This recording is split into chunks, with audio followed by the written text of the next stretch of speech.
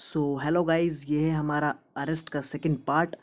First part में हमने जाना था अरेस्ट की मीनिंग्स और arrest without warrant, with warrant and arrest by private person and magistrates. ये वीडियो हमने specially arrest without warrant by police के लिए रिजर्व करके रखी है, क्योंकि ये सेक्शन 41 एंड 42 काफ़ी इंपॉर्टेंट है और इसमें काफ़ी सारे प्रोविजंस हैं जो हमें जानना बहुत ही ज़रूरी है। तो चलिए ये वीडियो शुरू करते हैं। First, section 41। देखिए, सेक्शन 41 और 42 ये कहता है arrest without warrant by police. इसका सिंपली मतलब है अरेस्ट करना विदाउट वारंट बाय पुलिस। इसमें एक चीज़ नोटिस आप कीजिए कि अगर विद वारंट होता तो वो पुलिस ही करेगी, क्योंकि पुलिस को ही मजिस्ट्रेट ऑर्डर देगा विद वारंट में। बट ये विदाउट वारंट है, जिसकी हम दो केसेस ऑलरेडी देख चुके हैं, arrest without warrant bye private person and arrest without warrant bye magistrate. वो दोनों हम पिछली वीडियो में कवर कर चुके हैं। इसमें हम स्पेशली जानेंगे arrest without warrant by police. अब पुलिस को अरेस्ट करना है विदाउट वारंट, तो इसके प्रोविजंस क्या हैं वो हम जानते हैं। फर्स्ट, सेक्शन 41 का first clause lays down that a police officer may arrest without a warrant any person. किसको अरेस्ट कर सकती है police without warrant? Who commits in the presence of a police officer a cognizable offence. First, जिसने cognizable offence किया हो presence of police officer, उसको arrest कर सकते हैं हम without warrant. Second is against whom a reasonable complaint has been made or credible information has been received or a reasonable suspicion exists that he has committed a cognizable offense।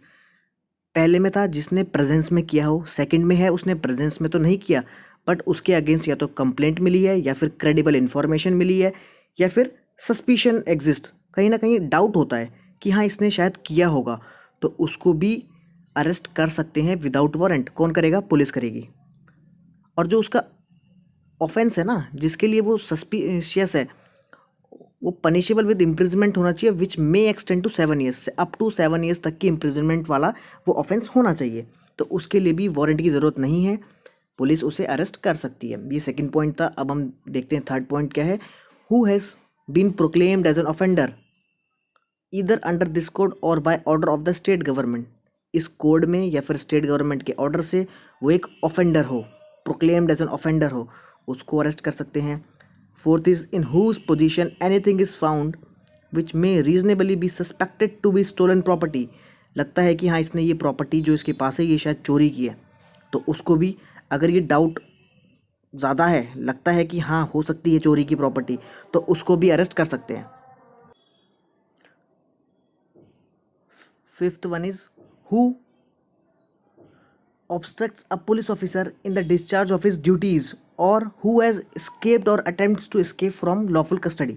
जिसने police officer को उसकी duty करने से रोका हो या फिर वो लॉफुल कस्टडी से भागा हो, उसको भी पकड़ सकते हैं। Sixth is who is reasonably suspected of being a deserter from any of the armed forces of the union का डेजर्टर है, तो उसे भी अरेस्ट कर सकते हैं। Seventh is who has been concerned in law against whom a reasonable complaint has been made for medical information has been received or a reasonable suspicion exists of his having been concerned in any act committed at any place out of India which if committed in India would have been punishable as an offense। इसका simply यह मतलब है कि वो उस offence के लिए suspicious हो जो अगर वो इंडिया में करता वो पनिशेबल होता, बट उसने किया है ये फॉरेन में। ठीक है, would have been punishable as an offense for which he is under any law relating to extradition liable to be apprehended or detained in custody in India। उसको अगर इंडिया में डिटेन किया जाता तो वो पनिशेबल होता, और वो एक्ट उसने बाहर किया है, तो उसको, उसने अगर इंडिया में किया है वो एक्ट या फिर वो करके आया है, बाहर करके आया है, तो अब भी हम उसे अरेस्ट कर सकते हैं। ठीक है, ये थोड़ा कॉम्प्लिकेटेड है बट इसमें सिंपली सिर्फ इतना ही है कि उसने वो एक्ट बाहर किया है और अगर वो सेम एक्ट इंडिया में करता तो पनिशेबल होता। ठीक है, next is being a released convict. अगर वो एक कॉन्विक्ट है और वो रिलीज्ड है, एक रूल्स के दायरे में वो रिलीज़ हुआ है और उसने वही रूल्स तोड़े हैं, तो वो भी उसके लिए अरेस्ट हो सकता है। And the last one is for whose arrest any requisition has been received from another police officer. किसी और पुलिस ऑफिसर जो कि कॉम्पिटेंट है उसको अरेस्ट करने के, उसने किसी और को, पुलिस ऑफिसर को, एक रिक्वेस्ट भेजी है कि अगर वो आपके ज्यूरिसडिक्शन में है तो आप उसे अरेस्ट कीजिए, और अगर वो रियली में उनके ज्यूरिसडिक्शन में है तो वो उसे अरेस्ट कर सकता है। ठीक है, तो ये इसमें 9 पॉइंट्स हैं कि arrest without warrant by police, और पुलिस को कब कब अरेस्ट कर सकती है without warrant. Now section 41 clause 2। Clause 2 कहता है कि a police officer in charge of a police station may as a preventive measure arrest without warrant any person belonging to one or more categories of person specified in section 109 or 101110।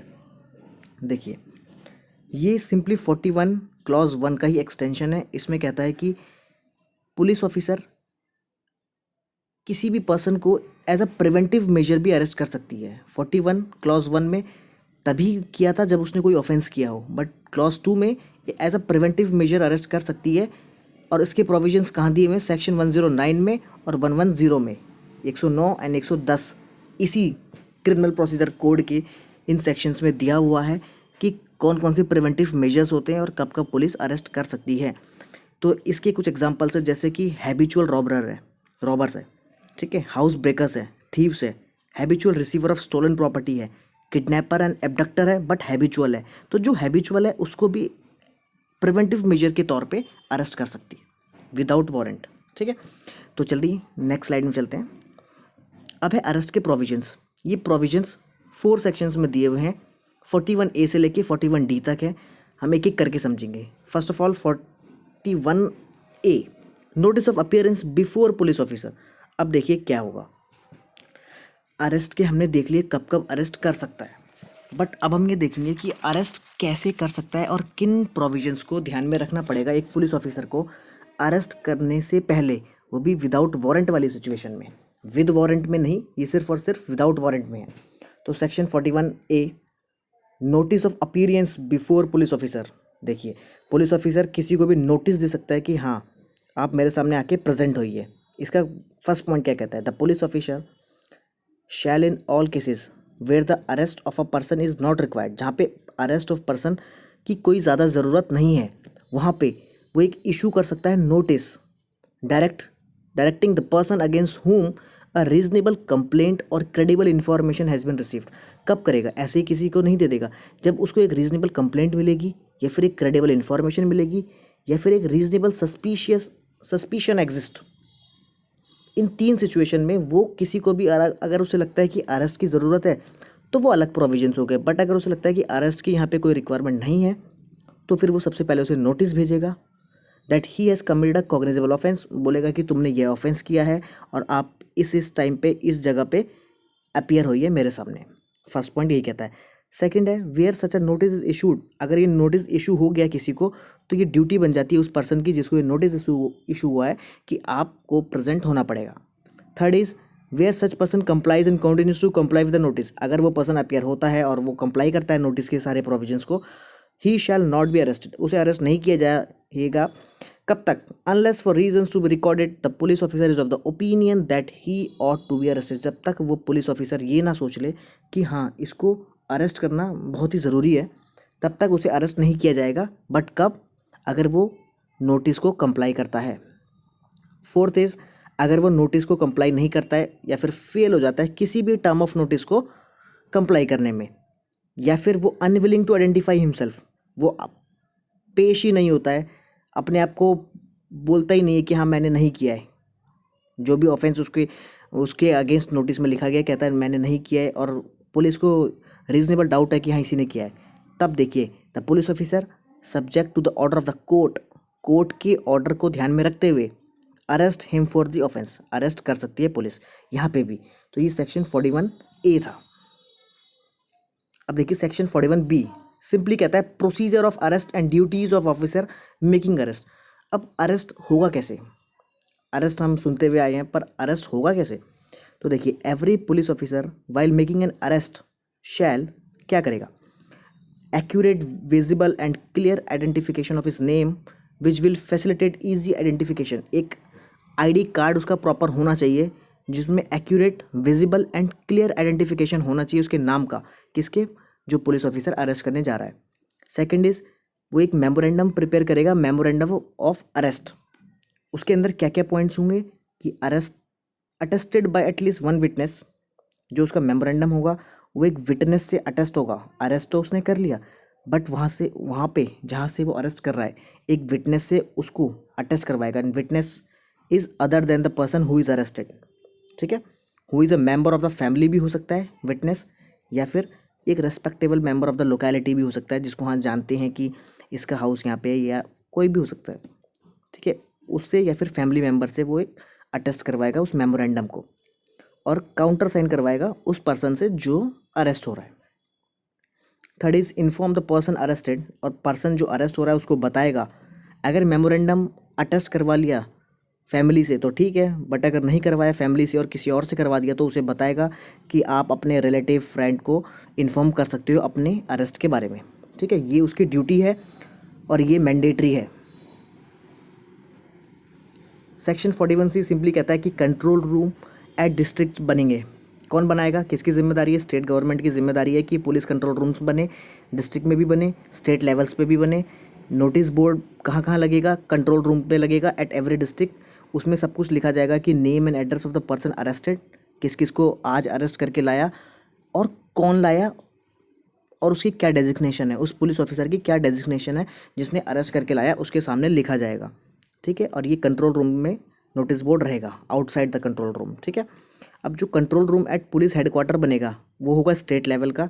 उसमें time to time सारी details लिखी जाएगी about the person arrested, किन किन पर्सनों को कैसे arrest किया गया, क्या क्या उनके नेचर ऑफ ऑफेंस क्या था, and maintain a database for the information of the general public. और इसका डेटाबेस बनाया जाएगा, तभी हम जो भी रिपोर्ट्स देखते हैं कि इस साल में इतने क्राइम हुए, ये ऑफेंसेस अगेंस्ट ह्यूमन बॉडी था, ये फिर ये किडनैपिंग थी, एब्डक्शन था, एक्सीडेंट्स थे, क्या था, तो ये सारे की सारी चीज़ों का कलेक्शन होता है स्टार्टिंग से ही, at a very district level से ही कलेक्शन होता है, ताकि बाद में हम इसको एनालाइज कर पाए, अपनी सिचुएशन सुधार भी पाए और जनरल पब्लिक को इन्फॉर्मेशन भी दे पाए, ताकि इसके बारे में आगे से ध्यान रखा जाए या फिर कुछ नॉर्म्स बनाए जाए, जो भी है, ठीक है। तो सेक्शन 41C सिंपली इतना कहता है।